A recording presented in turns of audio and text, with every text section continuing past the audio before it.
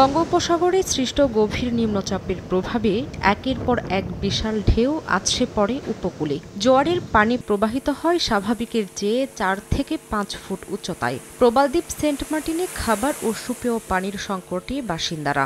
লাল পতাকা লাগাই দিচ্ছে যাতে পানিতে না নামে, মানুষের সতর্কতা অবলম্বন করার জন্য।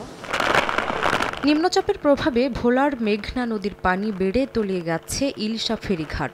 বন্ধ আছে সব ধরনের নৌযান চলাচল।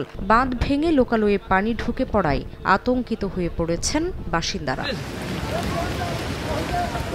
জোয়ারের পানিতে প্লাবিত পটুয়াখালীর রাঙ্গাবালির চর মোন্তাজ এলাকা। বাড়িঘরে পানি ঢুকে পড়ায় গবাদি পশু নিয়ে নিরাপদ আশ্রয়ে ছুটছেন মানুষ।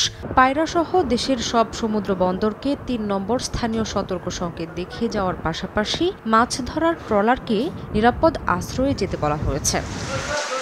বৈরী আবহাওয়ায় বরিশাল নদী বন্দর থেকে অভ্যন্তরীণ নৌপথে লঞ্চ চলাচল বন্ধ রেখেছে বিআইডব্লিউটিএ। পরবর্তী নির্দেশ না দেওয়া পর্যন্ত বন্ধ থাকবে ছোট লঞ্চ চলাচল। টানা বৃষ্টিতে ঝালকাঠি ও বরগুনায় বেড়েছে নদ নদীর পানি। তলিয়ে গেছে বরগুনার বড়ইতলা ফেরিঘাটের সড়ক।